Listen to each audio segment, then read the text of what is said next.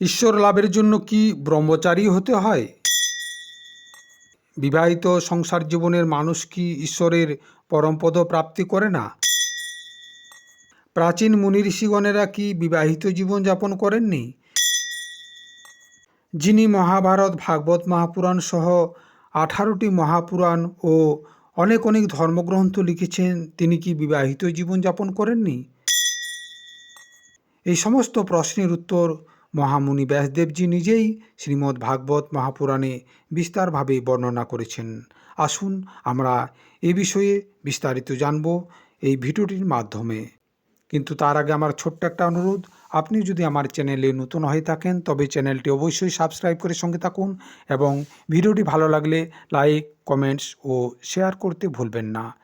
প্রিয় দর্শক, শ্রীমদ্ ভাগবত মহাপুরাণের সপ্তমী স্কন্ধের 14দশ অধ্যায়ে মহামুনি ব্যাসদেবজি বর্ণনা করেছেন, একবার মহারাজা যুধিষ্ঠির দেবর্ষি নারদজিকে জিজ্ঞাসা করে বললেন, দেবর্ষি নারদজি, আমাদের মতো গৃহস্থ ধর্মে আসক্ত গৃহস্থ জীবনযাপনকারীরা কি কখনো ভগবানের পরমপদ প্রাপ্ত করতে পারে না? আর যদি পারে তাহলে কিভাবে সেটা সম্ভব? আপনি কৃপা করে আমার কাছে বর্ণনা করুন, কারণ এ বিষয়ে আমি অত্যন্ত চিন্তিত রয়েছি।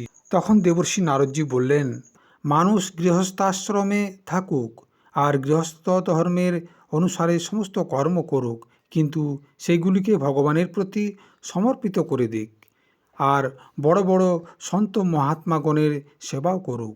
যখন সময় বাঁচবে সেই সময়ে বিরক্ত পুরুষদের সাথে নিবাসও করুক, তাদের সাথে ধর্ম আলোচনা করুক এবং বারবার শ্রদ্ধাপূর্বক ভগবানের অবতারগুলির লীলা সুধাপান করতে করতে জীবনকে ধন্য করুক। যেমন স্বপ্ন ভেঙে যাওয়ার পর মানুষ স্বপ্নের বিষয়বস্তুগুলির উপর আসক্তি রাখে না, সেরকমই যেমন যেমন সৎসঙ্গের দ্বারা বুদ্ধি শুদ্ধ হবে, তেমনি তেমনি শরীর, স্ত্রী, পুত্র, ধন আদির আসক্তিগুলি ধীরে ধীরে স্বয়ং এক এক করে ত্যাগ করতে থাকো, কেননা একদিন না একদিন সেটা ছেড়ে চলে যেতেই হবে। বুদ্ধিমান পুরুষের আবশ্যকতা অনুসারেই এই ঘর এবং শরীরের সেবা করা উচিত, এর বেশি করা উচিত নয়। আন্তরিকভাবে বিভিন্ন ভোগের বিষয়গুলির প্রতি আসক্তকে ত্যাগ করতে হবে আর বাইরের লোকের সাথে সাধারণ মানুষের মতো আচরণ করতে হবে এবং পিতা, মাতা, ভাই, বন্ধু, পুত্র, মিত্র এই সমস্ত যা কিছু রয়েছে তাদের সাথে আন্তরিকভাবে কোনো মমতা রাখা চলবে না। এই অধ্যায়ের 2 থেকে 8 শ্লোক পর্যন্ত মহামুনি ব্যাসদেবজি এটাই বোঝাতে চেয়েছেন যে গৃহস্থ জীবনের সাথে সাথে আধ্যাত্মিক জীবনকেও সঙ্গে রাখতে হবে এবং ধীরে ধীরে আধ্যাত্মিক জীবনকে সবথেকে বেশি গুরুত্ব দিতে হবে। মানুষের পেট পালনের জন্য যেটুকু ধনের প্রয়োজন ততটা ধনের উপরেই তার অধিকার থাকে। এর বেশি সম্পত্তি যদি কেউ অর্জন করে তাহলে সে চোরের যোগ্য, তার দণ্ড পাওয়া উচিত। একজন গৃহস্থ মানুষেরও ধর্ম, অর্থ এবং কামের জন্য অত্যধিক কষ্ট করা উচিত নয়, বরং দেশ, কাল এবং প্রারব্ধ অনুসারে যা কিছু পাওয়া যায় তাতেই সন্তুষ্ট থাকা উচিত। গৃহস্থদের উচিত প্রারব্ধের দ্বারা প্রাপ্ত এবং পঞ্চযজ্ঞ আদির দ্বারা বেঁচে থাকা অন্যের দ্বারাই নিজের জীবিকা নির্বাহ করা। যে বুদ্ধিমান পুরুষ এছাড়া অন্য কোনো বস্তুর উপর সত্ত্ব রাখে না, তাহারা সন্তগণের পদ প্রাপ্ত করে। নিজের বর্ণাশ্রম বৃত্তির দ্বারা প্রাপ্ত সামগ্রীগুলি দিয়ে প্রতিদিন দেবতা, ঋষি, মনুষ্য, ভূত এবং পিতৃগণ তথা নিজের আত্মার পূজন করা উচিত। এটাই হলো পরমেশ্বরের ভিন্ন ভিন্ন রূপে আরাধনা করা।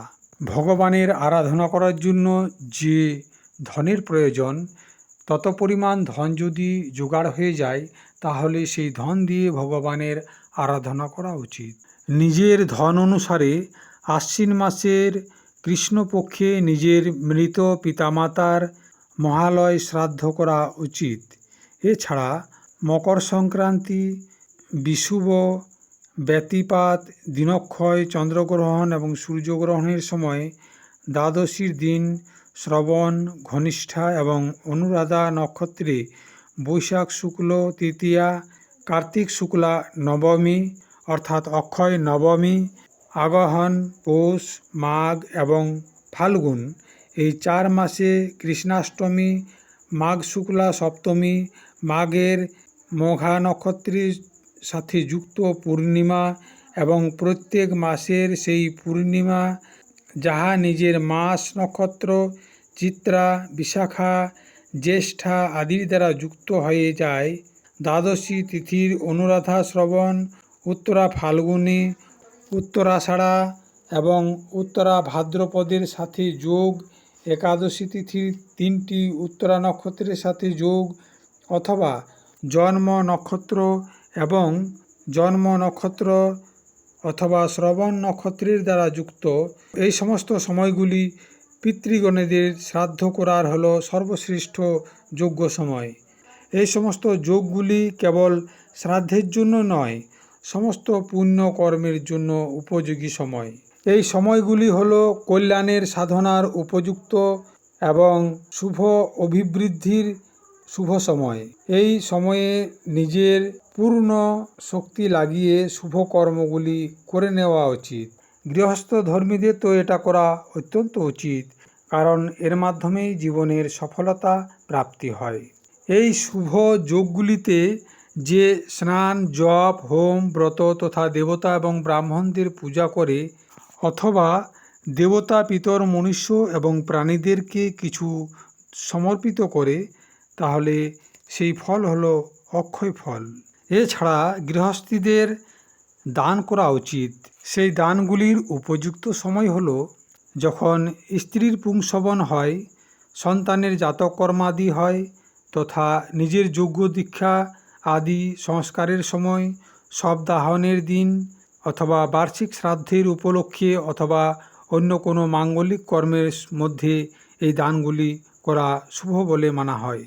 এরপর দেবর্ষি নারদজি মহারাজা যুধিষ্ঠিরকে বললেন, আমি এখন কিছু স্থানের বর্ণনা করছি যেগুলি সেবন করলে মানুষের পুণ্য প্রাপ্তি হয়।